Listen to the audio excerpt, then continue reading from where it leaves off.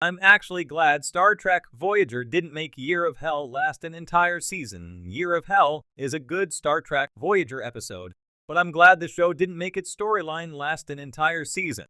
Airing toward the beginning of Season 4, Year of Hell Parts 1 and 2 saw Voyager's cast of characters caught in a brutal, year-long fight with Anarax, Kurtwood Smith, of the Krenim Imperium and his timeline-manipulating weapon. The storyline for Year of Hell was first teased in Voyager Season 3, Episode 21, Before and After, and the two-parter is often considered one of the series' best episodes thanks to the ambitious, action-packed plot and great villain. Season 4 of Star Trek Voyager could be considered a turning point for the show, where episodes and characters began to pick up in popularity and momentum. As a longtime Voyager fan and aficionado, I can safely say that this is the case. The introduction of characters like 7 of 9, Jerry Ryan, and episodes like Year of Hell combined to make Voyager Season 4 the point at which the show truly hit its stride. However, Season 4 might have been entirely different if the original plan for the Year of Hell storyline had come to fruition. Star Trek Voyager not making Year of Hell last an entire season was the right choice in an interview with TrekMove. Voyager writer Brian Fuller revealed that the show's creative team wanted to make Year of Hell into a season-long storyline, something that would have completely changed Season 4, and not for the better. Fuller stated that although Voyager's creative team was excited about the idea, executive producer Rick Berman shot it down, forcing the writers to condense Year of Hell into a single two-part arc. While I can sympathize with the writer's disappointment at losing the chance to create such an intricate storyline, I think Berman's decision was the right choice. Don't get me wrong, Year of Hell has a lot going for it. The episodes are nicely suspenseful and put Voyager's characters into situations that test the limits of their humanity. However, given what Season 4 ended up becoming, I can't imagine the series happening any other way. Things like 7 of 9 joining the crew, the introduction of the Hirogen, or other great episodes like Mortal Coil or 1 would never have gotten a fair shot. Voyager Season 4 needed room to tell some great stories, and a narrower, more serialized focus to the season would make this impossible. Star Trek Voyager could still have done more serialized storylines like DS9. That's not to say that Voyager wouldn't have benefited from more serialization. Fuller also discussed the fact that Star Trek Deep Space Nine had made Rick Berman adverse to serialized storytelling. Time has proven Berman wrong, with modern television using serialization more than ever. Because Berman attempted to make Voyager more like Star Trek The Next Generation, the show suffered from dropped storylines, stunted character arcs, or the use of the hated reset button to close out episodes. Year of Hell is a great example of this, with one of the worst reset button endings in show history. I personally would have loved to see serialized storylines on Star Trek Voyager during its run. The show developed serialized character arcs in later seasons, and their goal of getting back to Earth from the Delta Quadrant was arguably one long overarching plot for the show, but more season-long focuses might have helped the character dynamics and likely made the series more popular. This was certainly the case with Deep Space Nine, and although hindsight is 20/20, I believe in this case it is proven that Rick Berman was right about Year of Hell, but wrong about serialization.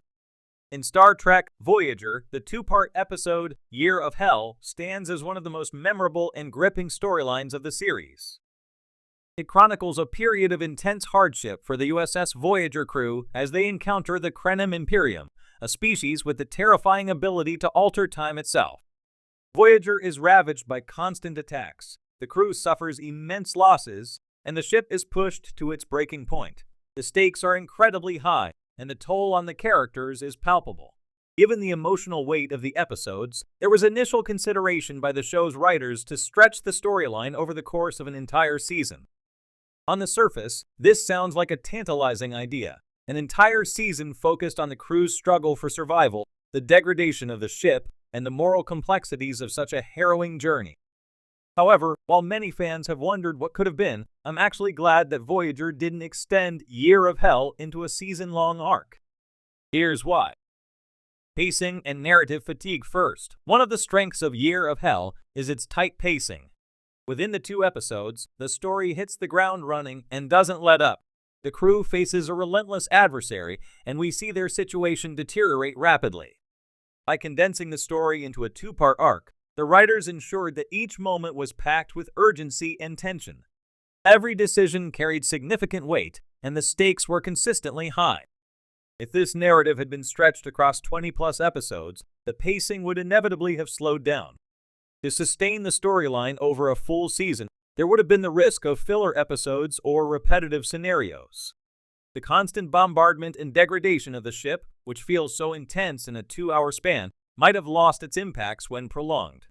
Instead of a tightly wound thriller, a full-season Year of Hell arc could have dragged on, with the emotional and narrative tension gradually dissipating over time.